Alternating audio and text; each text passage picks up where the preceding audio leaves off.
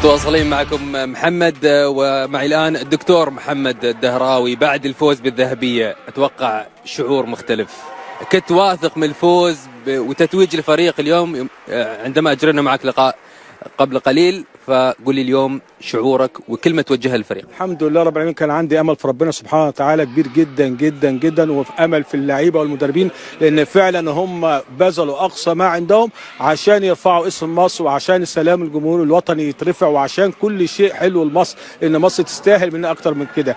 الحمد لله رب العالمين، لاول مره من عام 1970 بطولات العالم ما بدات ليومنا هذا اعلى نتيجه جت في تاريخ الكاراتيه على مستوى العالم لمصر، ان مصر تحصل على 8 ميداليات في بطولة عالم كبار، 3 ذهب 2 فضة 3 برونز، أعلى نتيجة في تاريخ الرياضة المصرية للكاراتيه.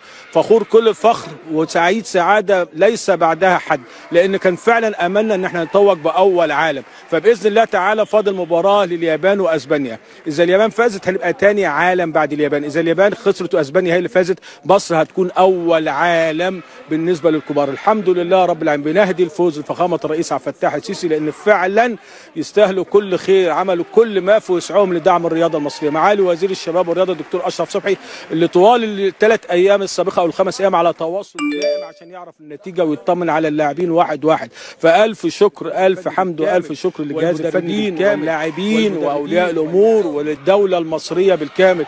فخور كل الفخر، وبشكر مجلس اداره زملائي الاعزاء بالنجاح اللي تم ده. الحمد لله رب العالمين، الحمد لله رب العالمين، مصر دايما بخير، مصر بخير، الحمد لله.